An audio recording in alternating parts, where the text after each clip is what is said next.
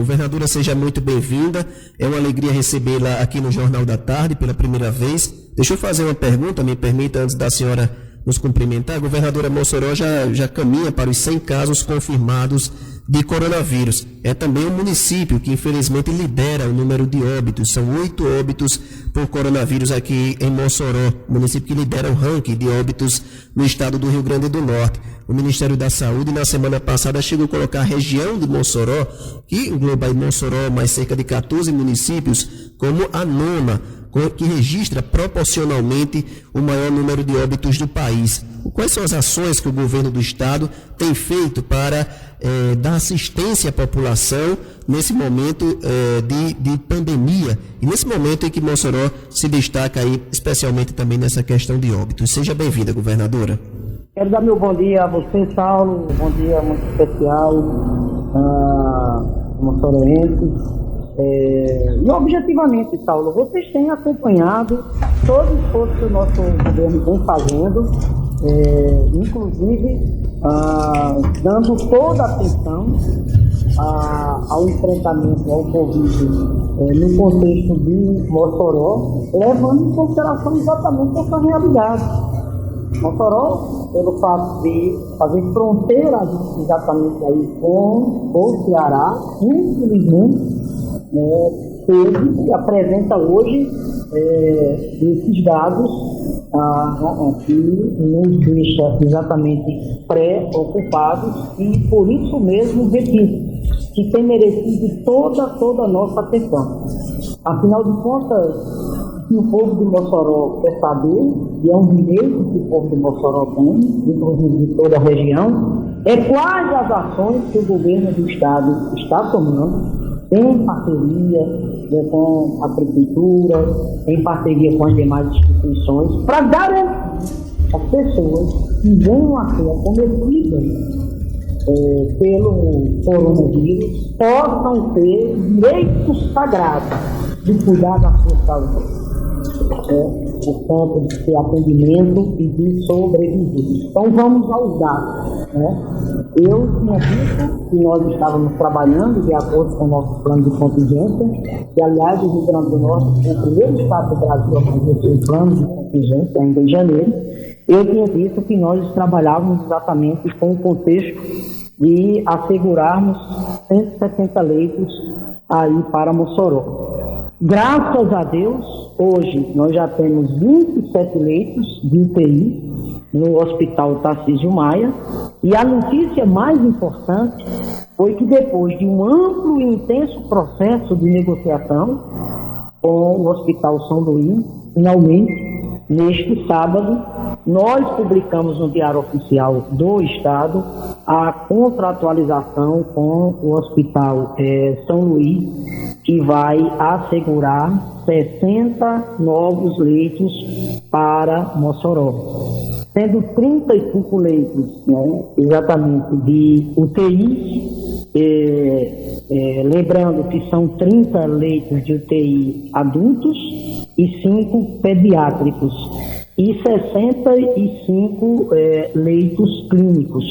Quero aqui destacar a participação muito importante dos ministérios públicos, tanto o estadual, promotoria aí em Mossoró, bem como o Ministério Público do Trabalho, que chancelaram exatamente esse TAC, esse termo de ajustamento de conduta, celebrado, o governo do estado, a prefeitura de Mossoró e a PANIM, que vai ter exatamente agora a missão de gerenciar todos os leitos que vão ser, enfim, ofertados lá no Hospital São Luís.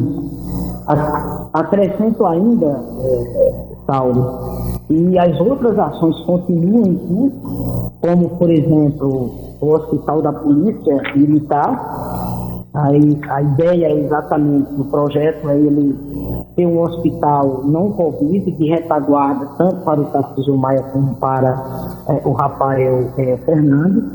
Acrescento aqui mais uma vez a parceria com a Prefeitura Municipal de Mossoró. Eu tenho conversado com a prefeita Rosalba.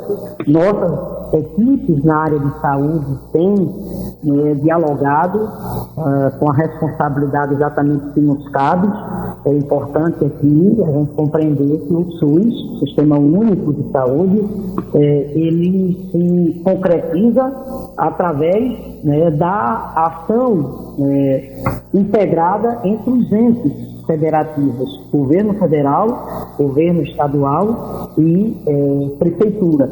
Então, quero aqui dizer que a esses novos leitos que nós estamos aí anunciando para Mossoró, em parceria com a prefeitura, nós temos também outra parceria com as UPAs aí de Mossoró. A CESAP, a nossa Secretaria de Saúde, tem auxiliado e, portanto, dado contrapartidas para abertura de leitos clínicos e de estabilização em UPAs aí de Mossoró, como, por exemplo, a UPA lá de Belo Horizonte, a previsão, portanto, de disponibilizar mais 30 leitos clínicos e 4 de estabilização.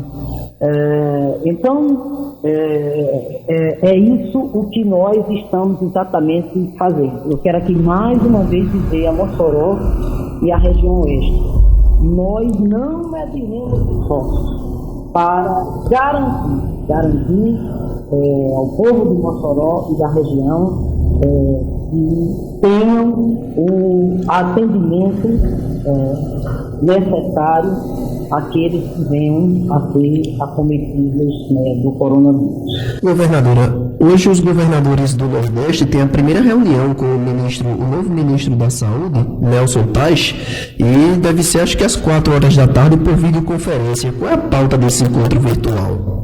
Exatamente, Paulo. Nós fizemos essa solicitação ao ministro da Saúde, o novo ministro, na última sexta-feira. Claro que todos nós acompanhamos com muita apreensão, né, a demissão do ministro Mandetta, que vinha seguindo a orientação da Organização Mundial de Saúde, mesma orientação que os governadores e prefeitos também vêm se pautando.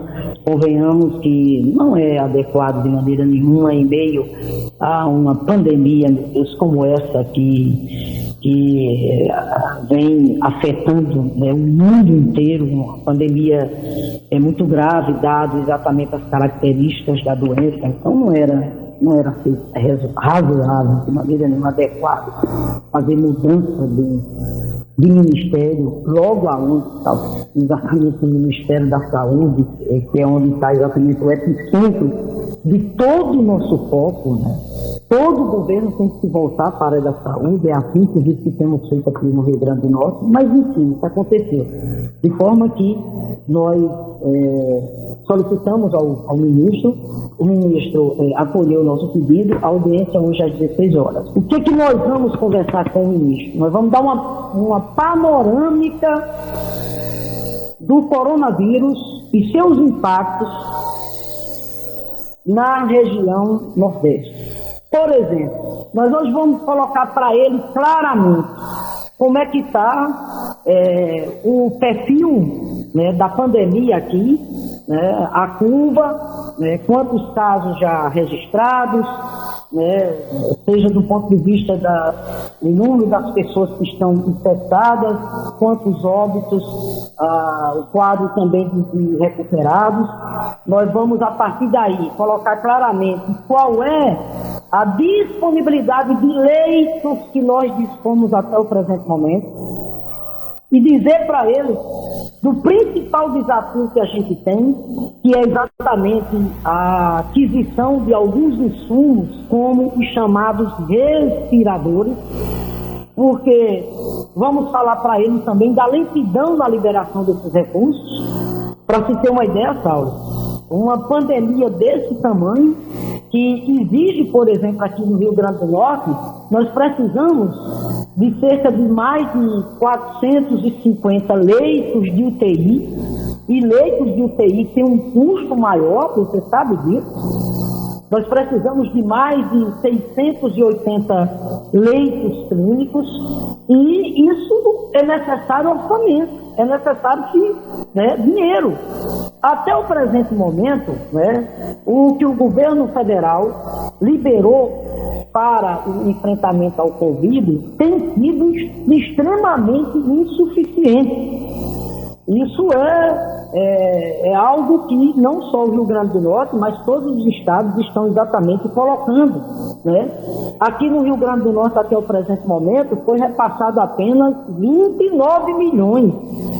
E o Estado, Saulo, o Estado tem a obrigação de responder à média e alta complexidade, não é só para Mossoró, para Pau dos Ferros, para Pubi, para Açu, né? Nós temos a responsabilidade de cuidar da média e da alta complexidade em todo o Rio Grande do Norte.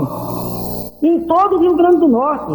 Então, até o presente momento, o que veio foi 29 milhões para o governo do Estado. Para os 167 municípios, foi liberado apenas 47 milhões, dos quais 18 milhões ficou com o Natal, 5 milhões e pouco com Mossoró, e o restante para ser dividido entre os demais municípios. Então, nós vamos tratar desse assunto. Ministro, nós precisamos de mais recursos.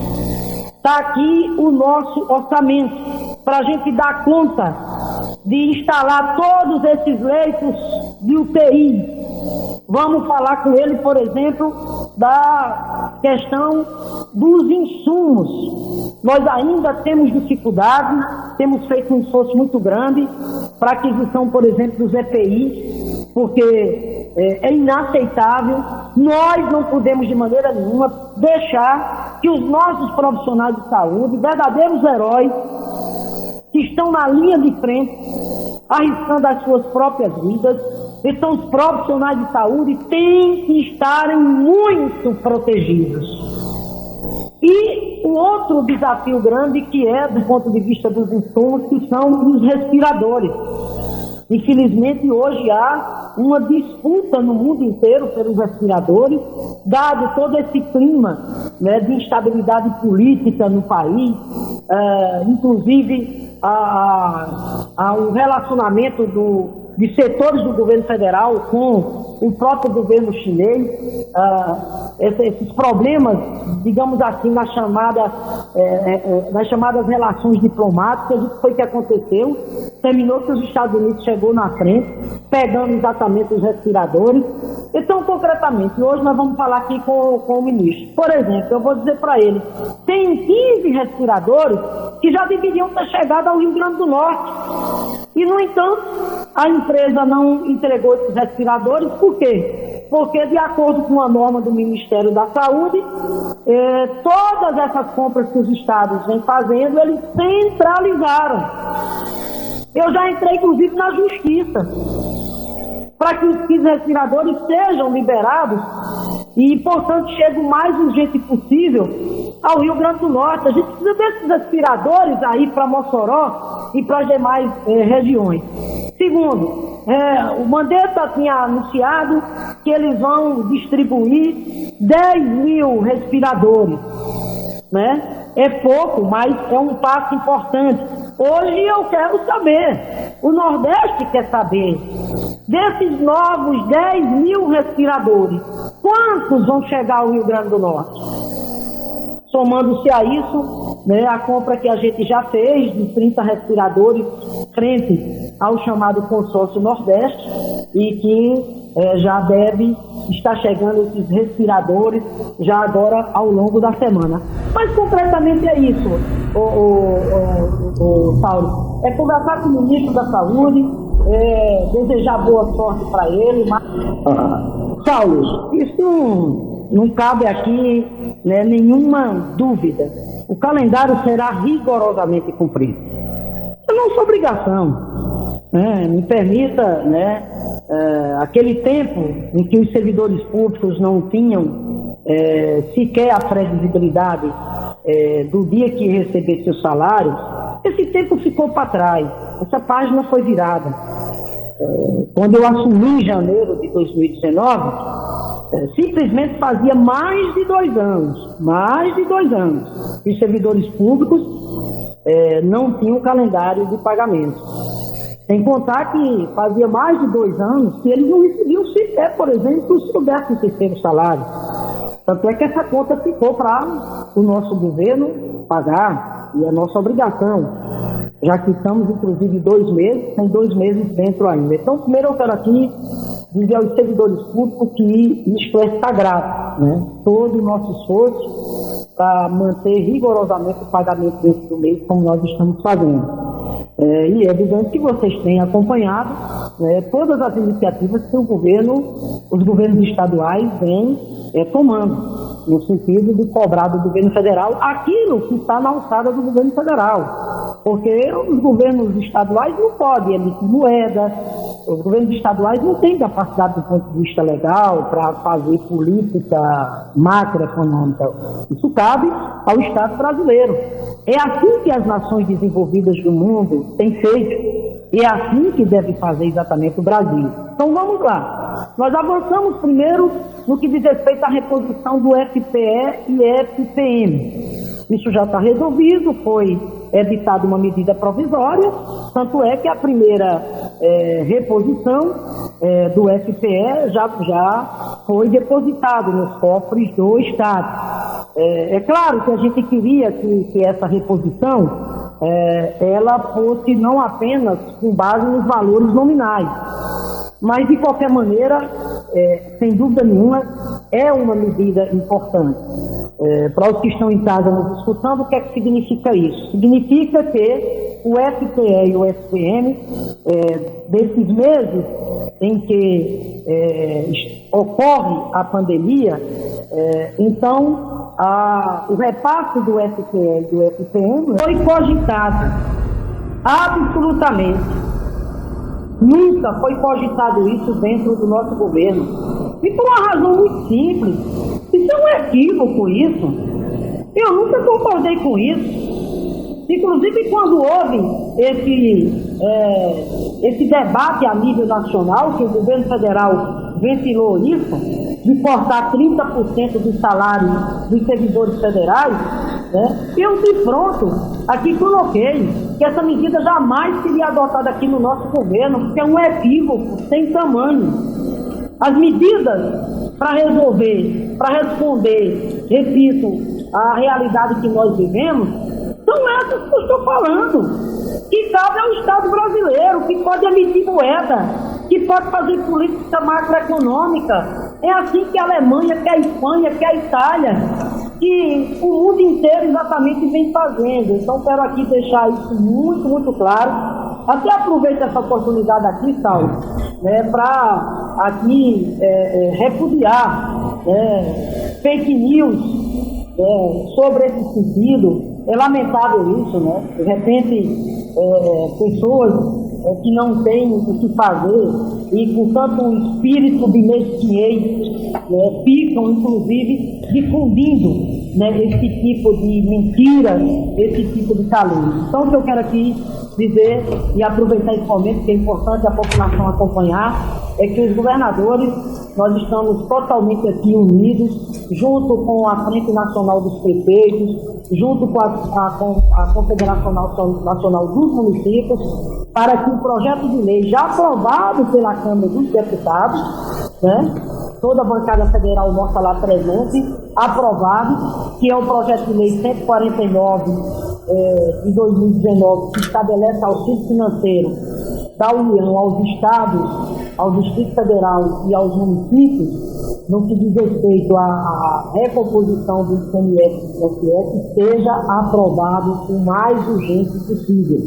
Nós estamos aqui em contato com os governadores, com o presidente do Senado, Davi Alcolumbre, que agora o projeto está no Senado, os nossos 3 senadores, todos lá, vigilantes, o senador Jean Paul, o Zenário, o capitão Estives, enfim, toda a bancada do Nordeste mobilizada, como a bancada do Sudeste, do Centro-Oeste, enfim, todas as bancadas, para que esse projeto de lei seja concluído imediatamente, ou então uma medida provisória. O fato é que, do mesmo modo que a gente garantiu a recomposição do FPE e do FPM, nós precisamos agora garantir a recomposição do ICMS e do ISS. Também quero aqui acrescentar, Saulo, que é evidente que diante de uma crise dessa, o governo, desde o início, criou um comitê de gestão integrada, uma força-tarefa.